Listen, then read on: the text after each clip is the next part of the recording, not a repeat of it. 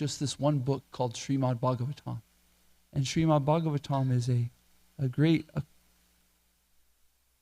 mass of wonderful stories that the speaker is speaking to a person who is about to leave their body. They're about to die.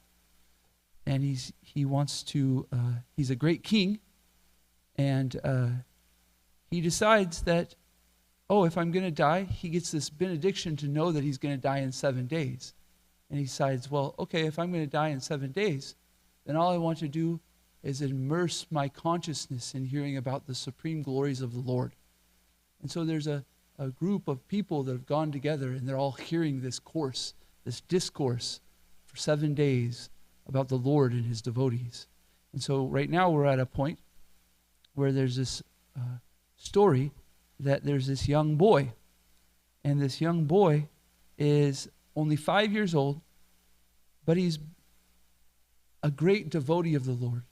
He's realized the goal of life, the purpose of life, and he's realized Krishna. And that's all he's interested in. But his father, the interesting thing, is called a demon. Not only a demon, he's the best of the demons. He's done all kinds of austerity, meaning that he's done the sacrifices it takes to get this certain power. For instance, people go to school for 4 years or 8 years, and they do this austerity of school, and then once they're done, they become a doctor, right? Well, Hiranyakashipu has gone to the ultimate school of of city or accomplishments, and he's done these sacrifices for thousands of years, and he's gained so much strength and so much fame and so much beauty and opulence that not even nobody can stop him. He's taken all over the whole entire universe. But his son, this person who is, and his point isn't that he wants to do this to give to others or to help or to do it for the Supreme Lord. He wants to establish himself as the supreme person. He says, I'm the Lord, I'm God. See, look at all my power. He says, I'm God. And his son, though, says, no, Dad. Actually, I know the Supreme Lord. And the place that you get your power is from my Supreme Lord, my Krishna. And this infuriates his dad. Because his dad wants to hear his son say, no, Dad, you're the supreme, you're the best, But his son won't give up in any way, shape, or form. And his father, who is such a demon, decides that just because he's not getting what he wants from his boy, this recognition, he's going to kill his own son. And so over and over and over again, he tries to kill his son. But every single time, his son comes out unscathed. And so his boy, Prahlad, his name's Prahlad Maharaj, all he does is tell people, his friends at school, about Krishna. He's like, Krishna this, Krishna that. And because of this desire and his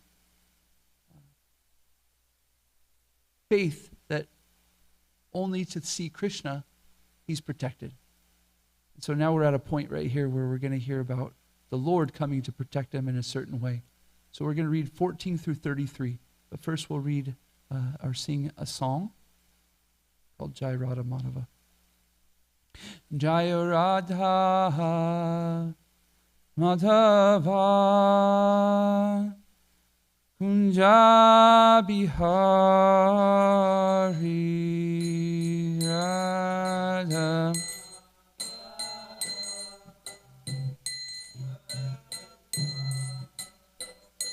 Jaya Gopi Chanavallabha Girivaradari Gopi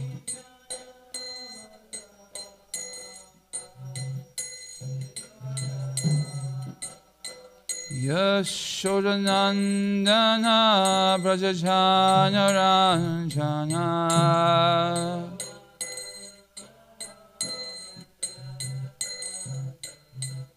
Yamuna Tiravanacharya Tira Jaya Radha Madhava Kunja Vihari Radha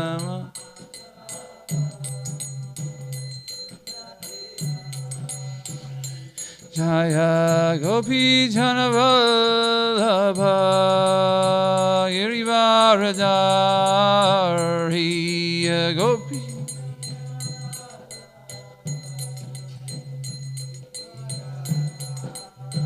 Yashodanandana Prajajana Ranjana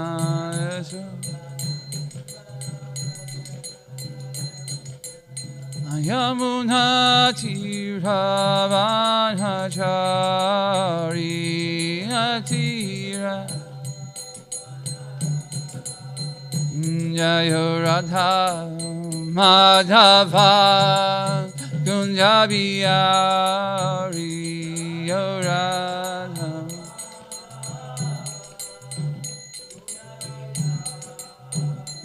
Hare Krishna Krishna Krishna Hare Hare Hare Rama Rama Rama Hare Hare Hare Krishna Hare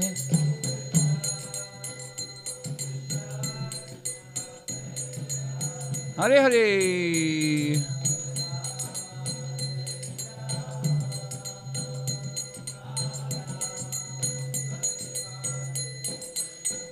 Jaya Radha Kalashanji Radha Kalashanji Shri Radhe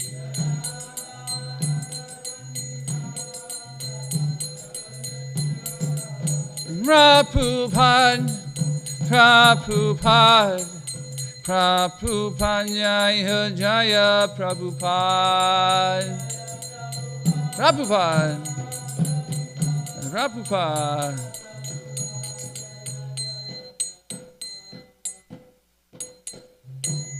Shri Shri Radha Madhava Ki Jai.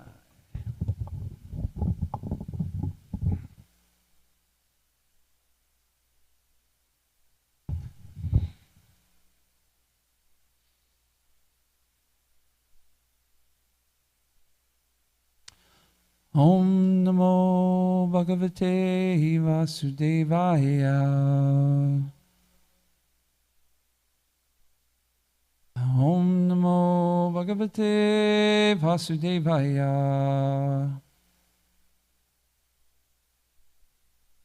Om Namo Bhagavate Vasudevaya.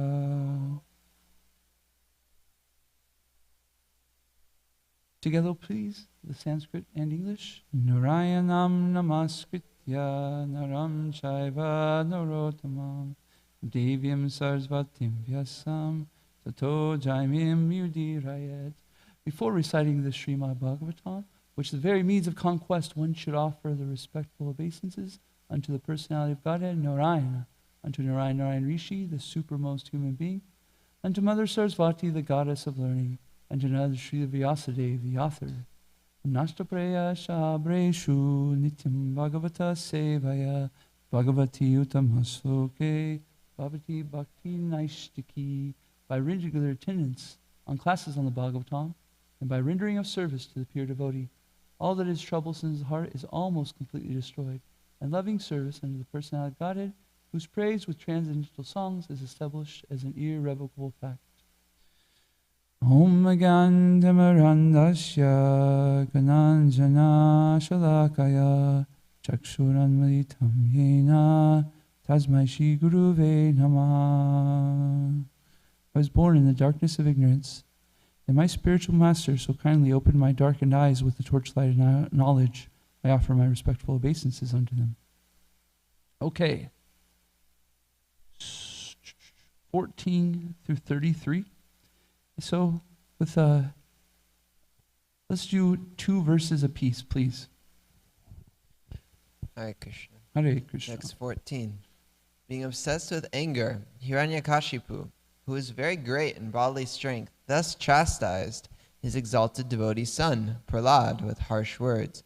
Cursing him again and again, Hiranyakashipu took up his sword, got up from his royal throne, and with great anger struck his fist against the column. Then from within the pillar came a fearful sound, which appeared to crack the covering of the universe. O my dear Yudhishthira, this sound reached even the abodes of the demigods like Lord Brahma. And when the demigods heard it, they thought, oh, now our planets are being destroyed. Do one more, please. Go ahead and do one more, please. While showing his extraordinary prowess, Hiranyakashipu, who desired to kill his own son, heard that wonderful, tumultuous sound, which had never before been heard. Upon hearing the sound, the other leaders of the demons were afraid. None of them could find the origin of that sound in the assembly. So what's going on right here is Prahlad has told his father that Hiranyakashipu is asking, who protects you? The way that his father has tried to kill him is so outrageous, right? He poured hot oil on him. Lived. Threw him off a cliff. Lived. Threw him in a hole of snakes. Lived. And over, his dad was trying to kill his own son like this. And his son would come out unscathed. And so his dad says, where do you get your strength, my son? And he says, well, I get my strength from the same person that you do, Father. I get it from the Supreme Lord. And he goes, oh, you get your strength from the Supreme Lord, but where is he? And he says, Father, my Supreme Lord is everywhere. And he says, oh, is he here? And he says, yes. He says, is he here? And he says, yes. And he points at a pillar. And he says, is your Lord in here? And he says, yes, Father, my Lord is in that pillar even. And so right now he's going, okay, then I'm going to smash the pillar. If your Lord's in there, I'm going to smash this pillar. I'm going to break it. So this is where we're at right here. 17, please. To prove that the statement of his servant Prahlad Maharaj was substantial, in other words, to prove that the Supreme Lord is present everywhere, even within the pillar of an assembly hall, the Supreme Personality of Godhead, Hari, exhibited a wonderful form never before seen. The form was neither that of a man nor that of a lion. Thus the Lord appeared in this wonderful form in the assembly hall. When Hiranyakashipu looked at all around to find the source of the sound, that wonderful form of the Lord, which could not be ascertained to be either a man or a lion, emerged from the pillar. In amazement, Hiranyakashipu wondered, what is this creature that is half man and half lion?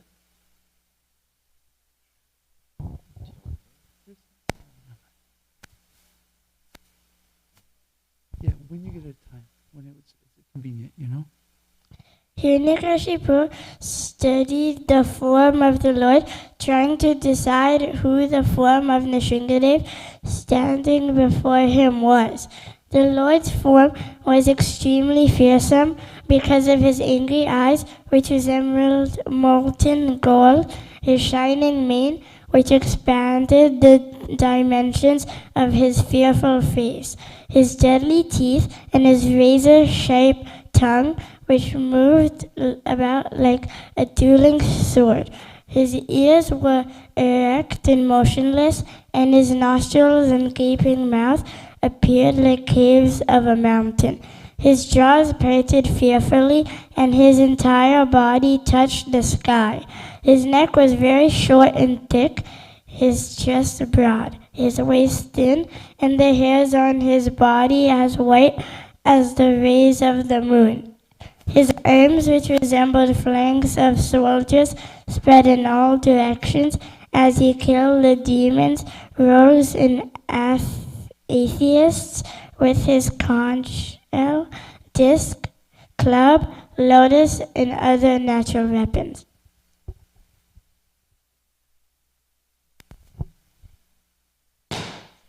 Text 23. Hiranyakashipu murmured to himself, Lord Vishnu, who possesses great mystic power, has made this plan to kill me. But what is the use of such an attempt? Who can fight with me? Thinking like this and taking up his club, Hiranyakashipu attacked the Lord like an elephant.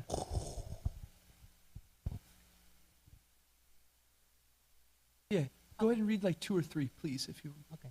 Text 24. Just as a small insect falls forcefully into a fire and the insignificant creature becomes invisible, when Hiranyakashipu attacked the Lord, who was full of effulgence, Hiranyakashipu became invisible.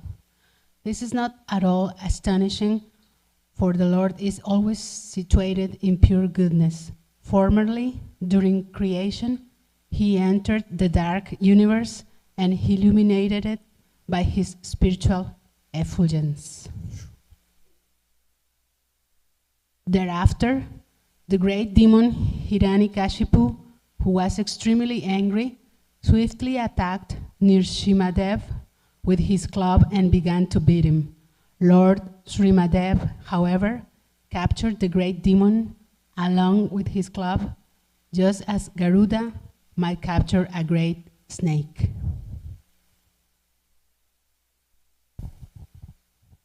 O Yudhishthira, O great son of Bharata, when Lord Nrsimhadev gave Hiranyakashipu a chance to slip from his hand, just as Garuda sometimes plays with a snake and lets it slip from his mouth, the demigods, who had lost their abodes and who were hiding behind the clouds for fear of the demon, did not consider that incident very good.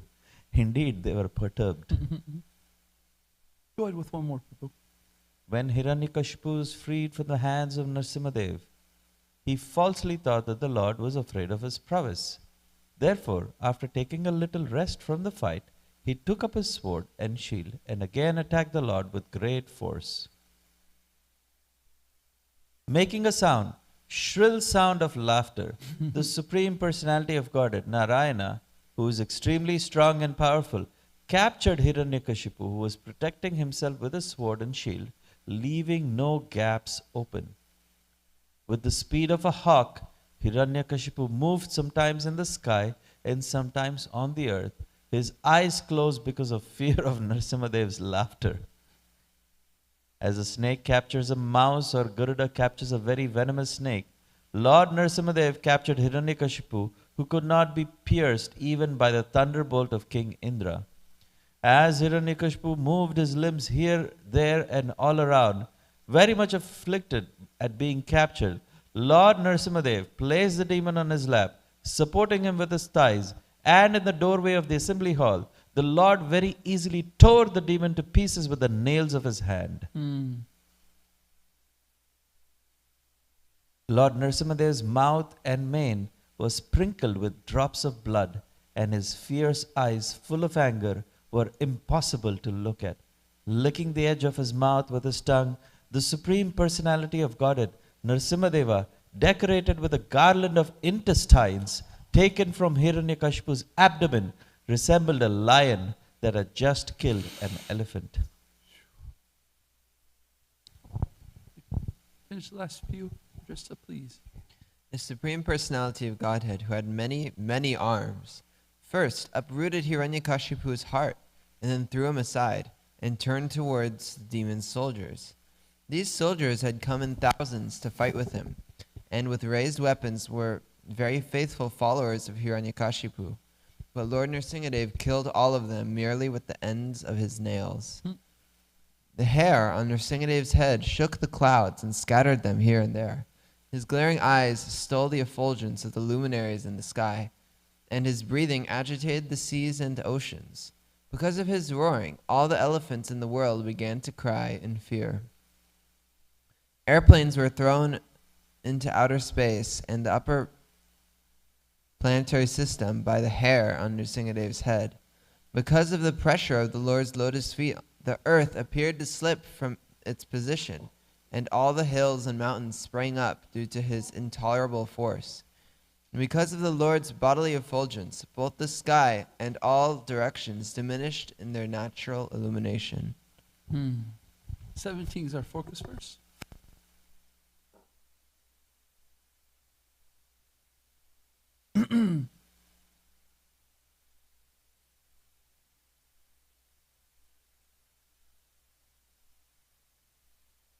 Satyam vidyatum nijabartya basityam.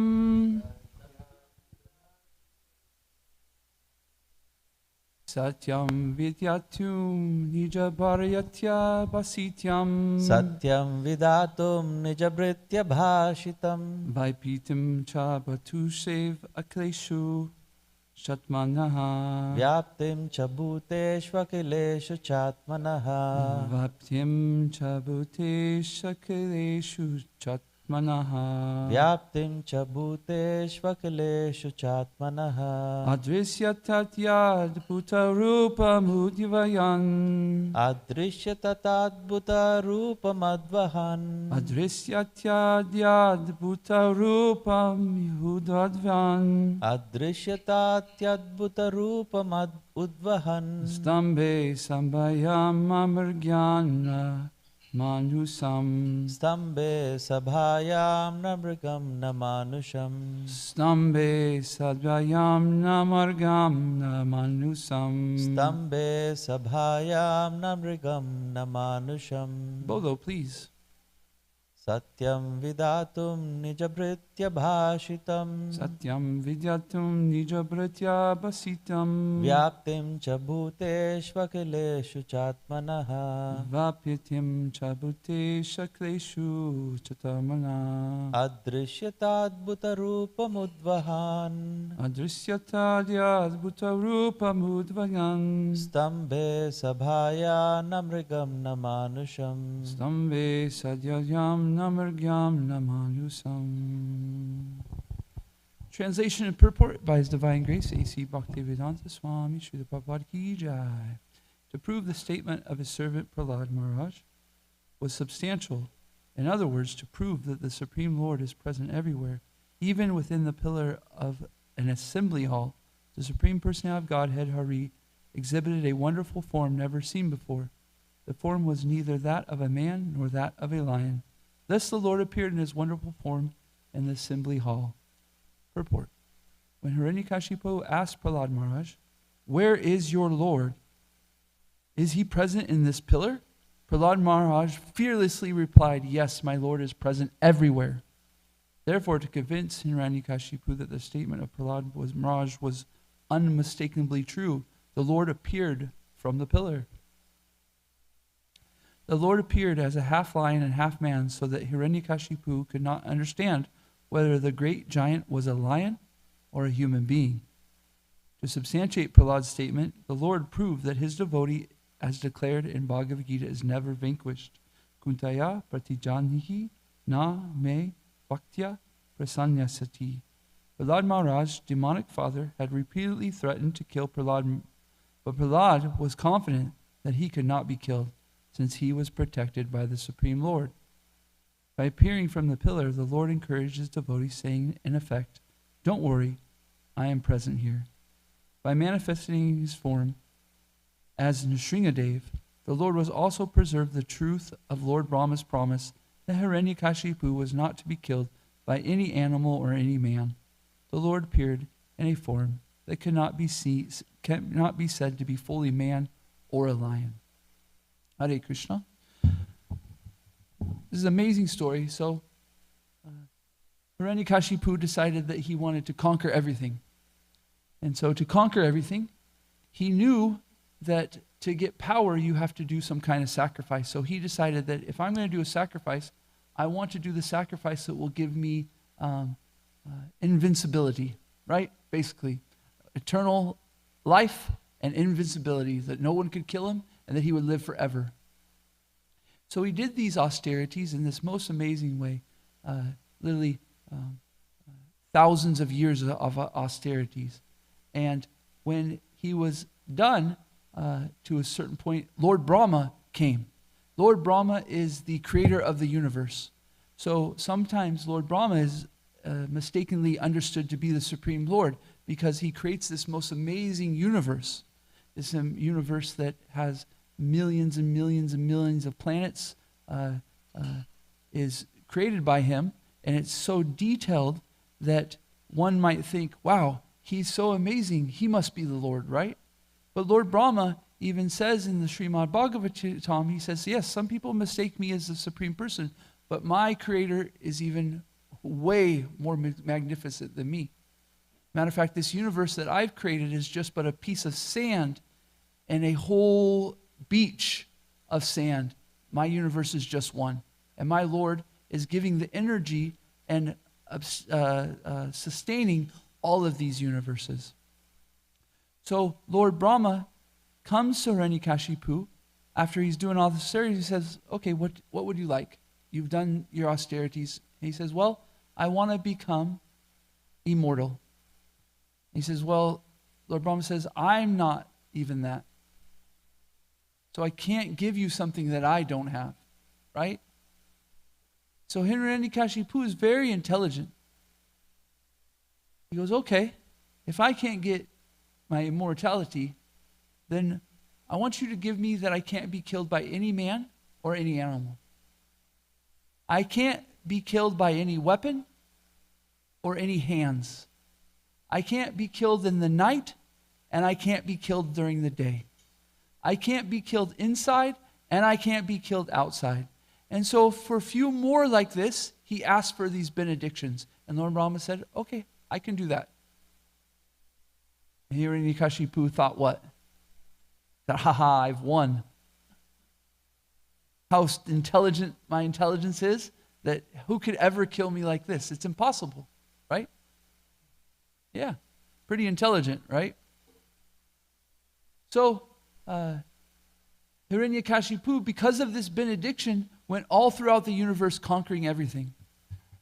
Any very, very, what we call demigods who have many powers to create and control things were even conquered by Hiranyakashipu. But Hiranyakashipu couldn't conquer one person. Yes, his own son, a 5-year-old boy, he couldn't even conquer. So you could imagine somebody having all the power to conquer everything, and yet your little 5-year-old boy, who's your own son, is sitting there saying, Dad, you're not that big of a deal. You're cool. You're the king of the demons, and yes, you've got all this power. But your power comes from my Lord. The person who I love and I'm always thinking about, you get the power from him. As a matter of fact, that's where I get my power. So it gets to this situation we've heard now, where Hiranyakashipu has said, okay, if you get your power from the Lord, then where is he? He says, he's everywhere. He says, oh, is he in this pillar? He says, yes, he's in this pillar. So Hiranyakashipu takes his club and destroys the pillar. And who comes out? And Sringadev. He comes as half man, half lion. It's said that Krishna was a little bit embarrassed to come out in this form. He's like, I'm Krishna. I'm sitting here with these beautiful cheeks, this beautiful smile, these beautiful eyes, and I'm taking this form of the half man, half lion. What will people think? You know what? Forget it. I'm here for my devotee. I will do anything for the person who loves me. So he comes in this half man, half lion, and he fights with Hiranyakashipu. And although Hiranyakashipu was this great demon, so strong that Lord Nrsingadev grabs him like a wasp, a little bug, pops him, puts him on his lap, and tears him apart with just his fingernails.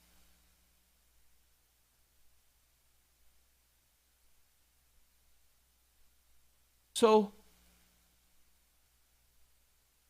why did Krishna come as Lord Nrsingadev? Well, it's for a few different reasons. He went to protect his devotee. And it's said in Srila Prabhupada's purport, he also wanted to make the statements of the benediction that his devotee, Lord Brahma, gave to Hiranyakashipu true also. So he came as a half man and half lion. Neither man nor animal. Where did he kill Hiranyakashipu? in his lap, neither in the air nor on the ground. And right here it's not showing it, but he couldn't kill Hiranyakashipu inside or outside. So where did he kill Hiranyakashipu? In a doorway. Does it show the doorway? Yeah? Okay, yes, you can see that, yes. So he killed him in the doorway, which is neither inside or outside. One other of Hiranyakashipu's benediction was that he couldn't be killed in the nighttime or during the day. So when did he kill Hiranyakashipu? At dusk, when it's neither day or night. He didn't kill him with his hands or with a weapon. He killed him with his fingernails. So, no matter how smart you think you are, how intelligent you think you are, that you can overcome or overdo the Lord or his devotees, the Lord is always smarter. So one might ask, well, Hiranyakashipu did all of these benedictions and all this sacrifice for his power, so where did Prahlad Maharaj's power come from? Well, he says it comes from my Lord.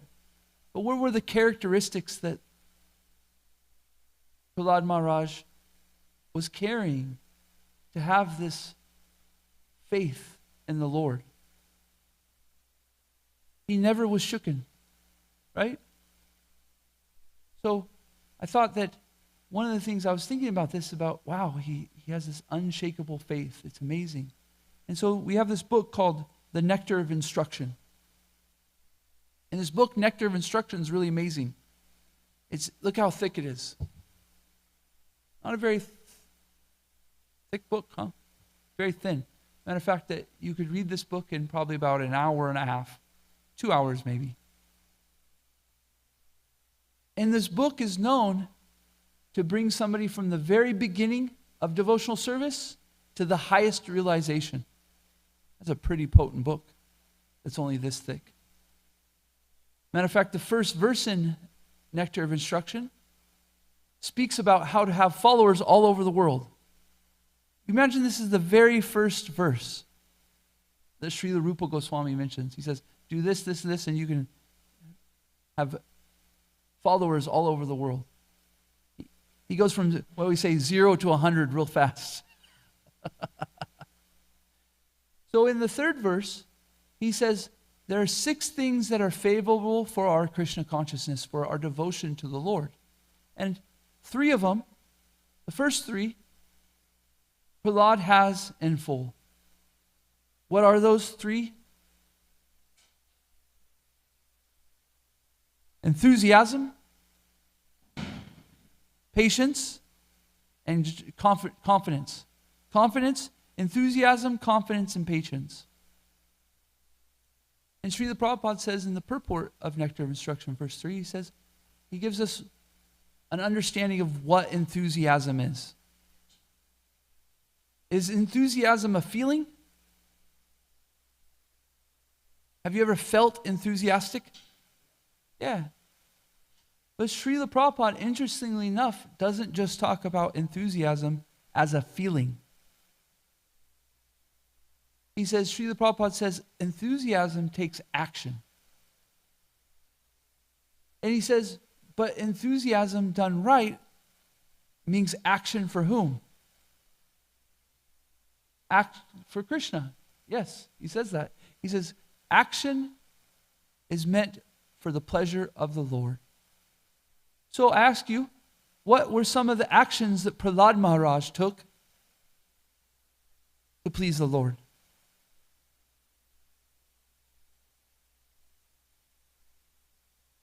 We have a YouTube channel, so I'm going to speak that into the microphone so that people on there can hear what Drissa said. He said he would tell people about the Lord. Prahlad Maharaj was with a bunch of his classmates who were also 5 years old, and they would be curious about Prahlad's understandings, and they would ask him questions, and Prahlad would say, oh yeah, my dad's really, he's strong and powerful, but let me tell you about this person. Is there anything else that Prahlad Maharaj would do for action? You take action? Yes. Yes, what would he do? He would always think of the Lord. He was always thinking of Krishna. Always. never forgetting him. So that if there's one thing that we should understand about Krishna consciousness, it means to always remember the Lord and never forget him. So, Prahlad Maharaj was showing this enthusiasm, always taking action, even whether it's in his thoughts or in his external actions. So confidence. Did Prahlad Maharaj show confidence in his life? So much? What did it look like?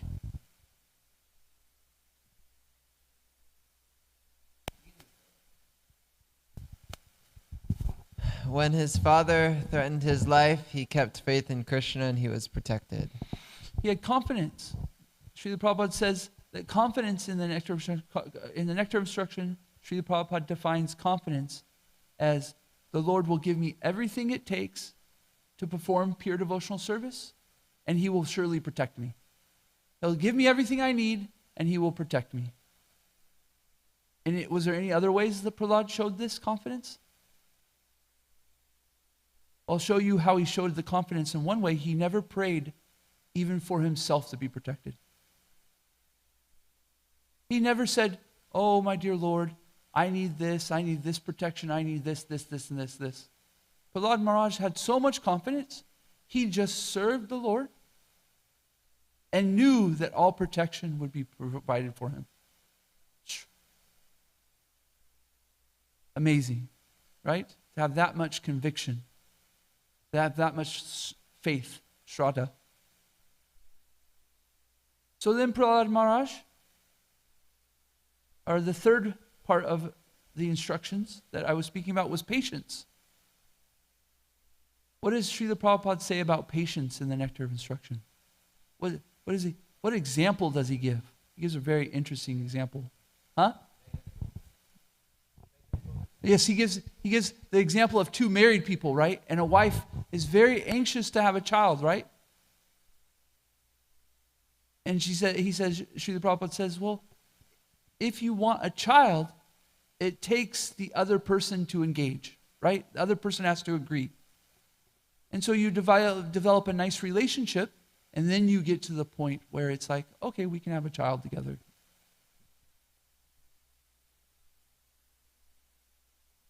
So as devotees, our patience is that the Supreme Person, he will give me anything and everything that is necessary, the confidence to perform devotional service when he wants to, when he feels like it. We have this, what's called surrender. We take a shelter of the Lord, that I have the confidence that you will protect me, and when, where, how, what, why, how that looks is completely up to you. I'm not instructing the Lord, you please protect me like this, you please help me like this, you please help me at this time, you please do it like that, like this. No.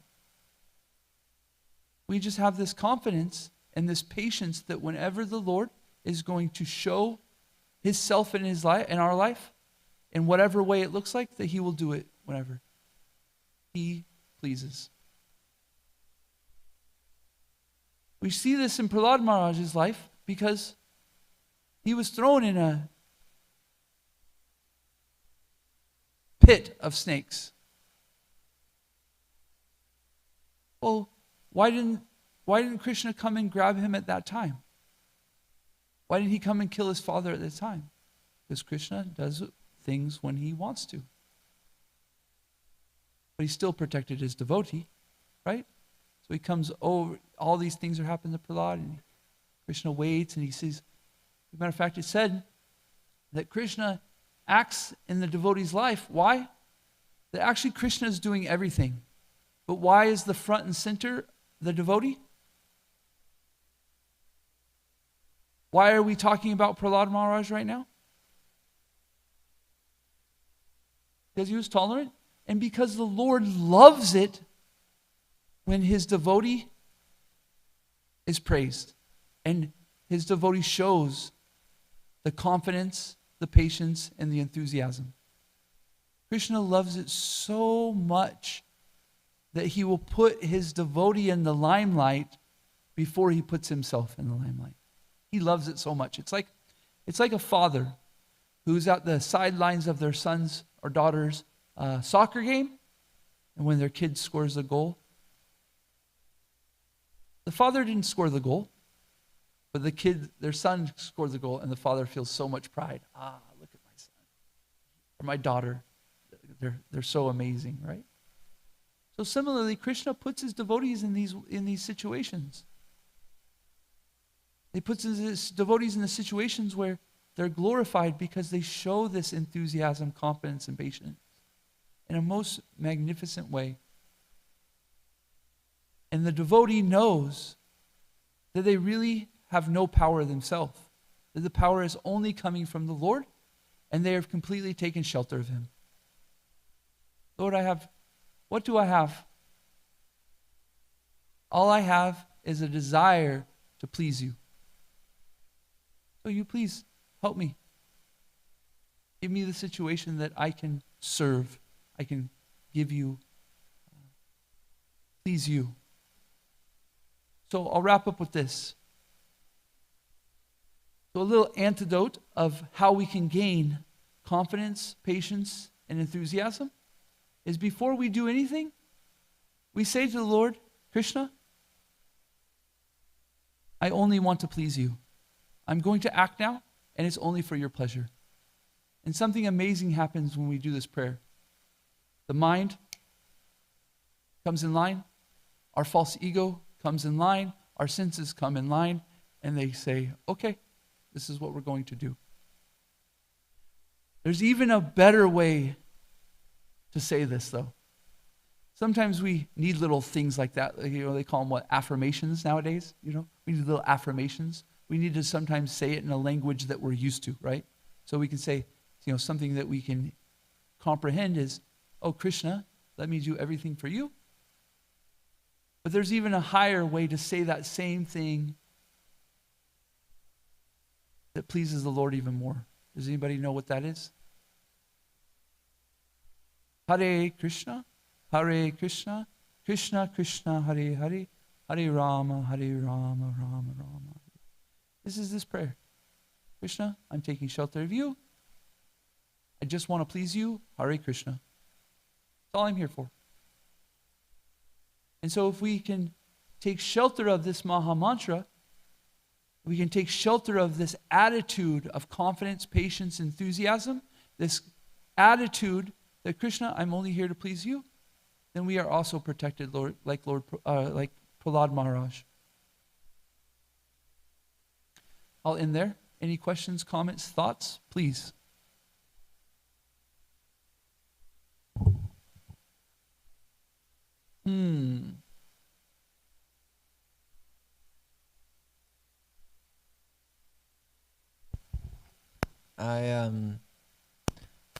I appreciate your point about how we act to please Krishna.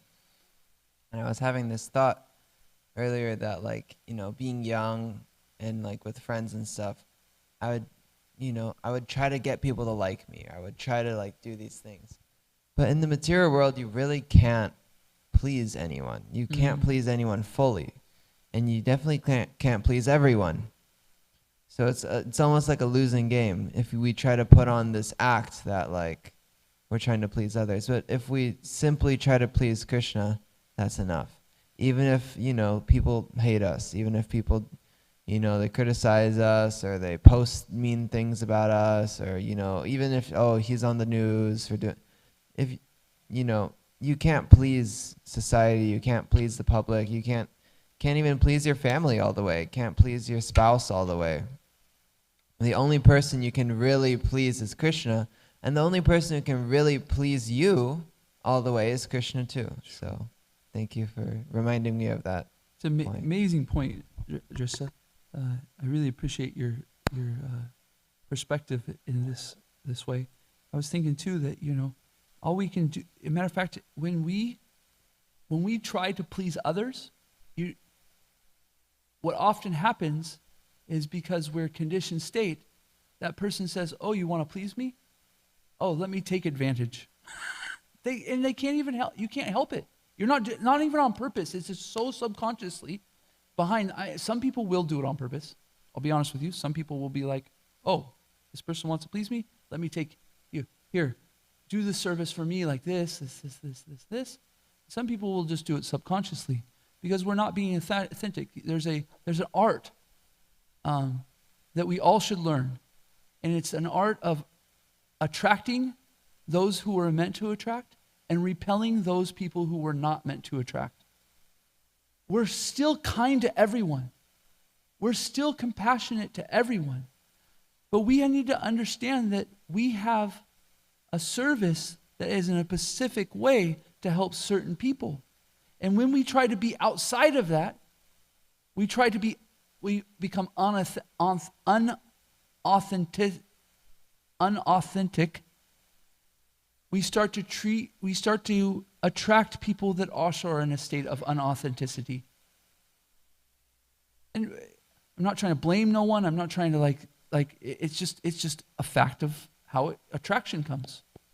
But if we be authentic and just say, I'm here to please Krishna, then we start to attract the people that we need to attract, that we can help and that we can serve properly. Go ahead, Drissa.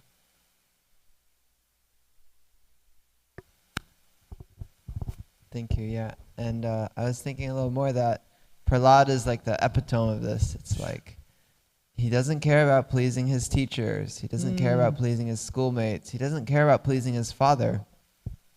And even in the drama, we have this line where Prahlad's mother is like, okay, keep your beliefs, but just try to please your father. Don't talk like this. But he doesn't care about pleasing anyone but Krishna. And yeah. It hurts. Because of our false ego, it hurts when people, when we're doing our best to be authentic, and and people don't like us, or people say mean things, right? It really hurts that false ego, right? However, what if we looked at it like not so much about our false ego, but it was Krishna's blessing that this person's acting in this way, because it shows me that this isn't the person that I need to associate with. I'm not saying we don't pray for this person. We're not saying we be kind, but we just can separate ourselves. In my authenticity, this is how this person acts, and it's not conducive for my service. So let me give some room. Thank goodness that this person showed me. Thank goodness this person was showing this character that isn't what I need to be around. Go ahead, Prabhu. Thank you, Prabhu. That was very important. Sometimes I also see that lack of maturity. You also only I just have to please Krishna. I don't care about anyone else, right? Kanishta, he only worships Guru and Krishna, and he doesn't care about anyone else. You have to. But the Madhyama, he also respects the devotees, and he tries to please the devotees, because by pleasing the devotees, Krishna becomes very happy. So, but the devotee, he doesn't try to go out of his way to make someone else uncomfortable, but his goal is to always please Krishna. Yeah. And people who are demoniac in nature, they will feel uncomfortable because they don't like Krishna being glorified. They want to be the center of attraction. So I think I just wanted to call that out. It's such a good point. And there's really a perspective that how do we please others that's important. We're pleasing others because why? It pleases Krishna. We're not trying to please others to get to Krishna. We're trying to, Krishna is the main attraction, right?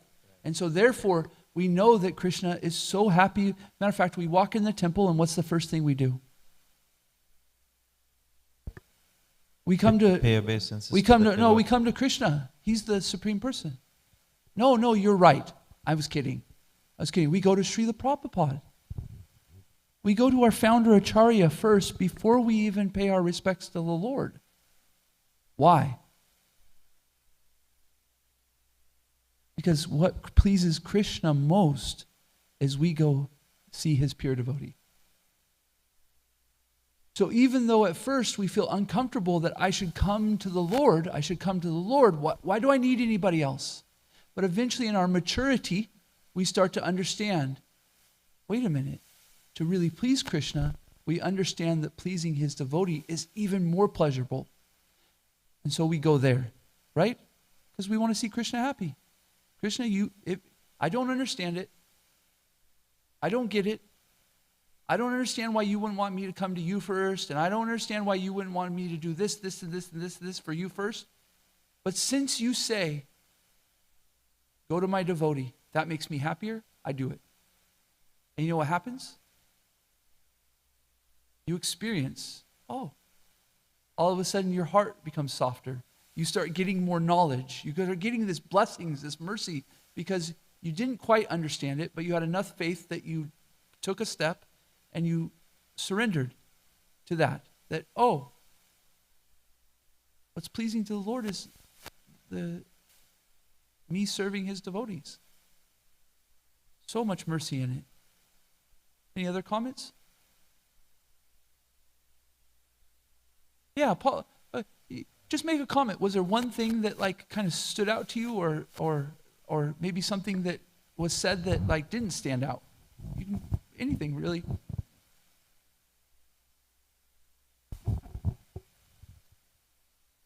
Well, thank y'all for having me first of all.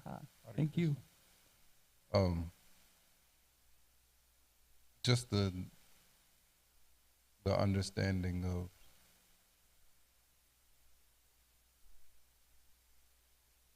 love, and I've been to many temples, been to many churches.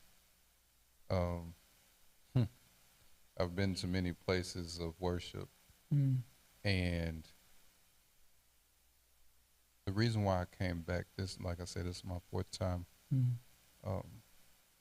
It's been years. I want to say at least three.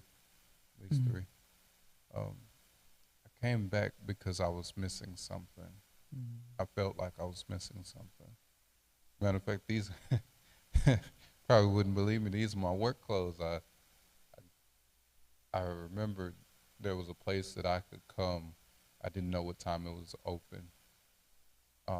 So I decided to look it up real quick, and I saw that y'all are actually open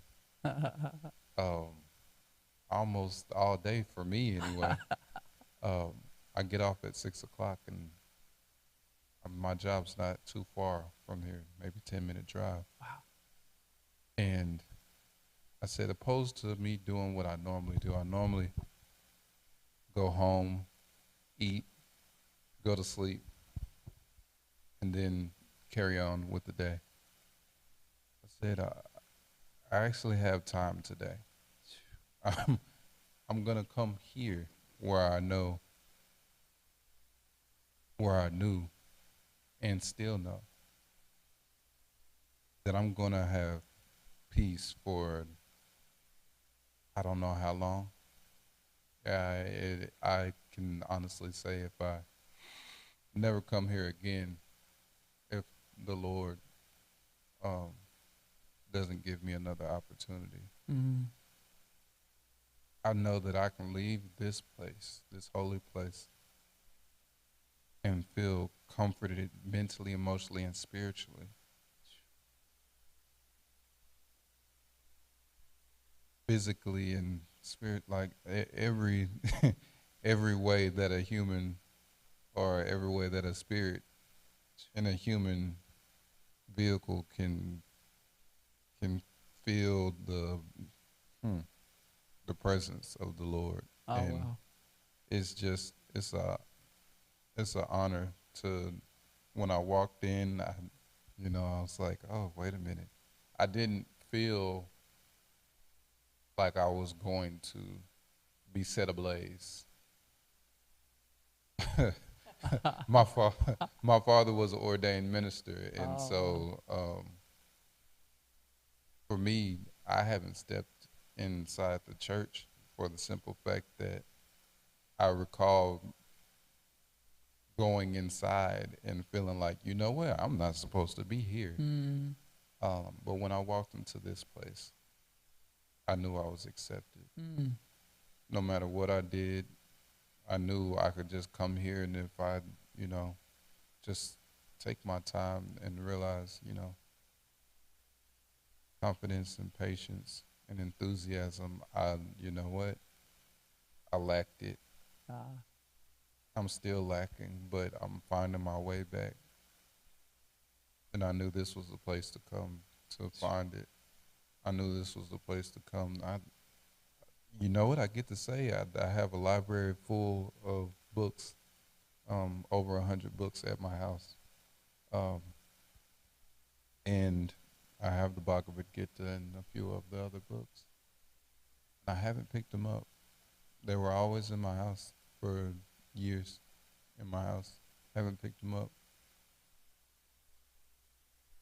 So, in a way, this place was in my place, but it took for me to get out of my own head and out of my space, which is home, to come here into this place and know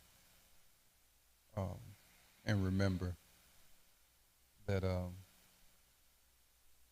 there's a place to come when you need your well filled. Apollo, thank you so much. One thing that is very important in our tradition, in our culture, is the service we give to each other, right? And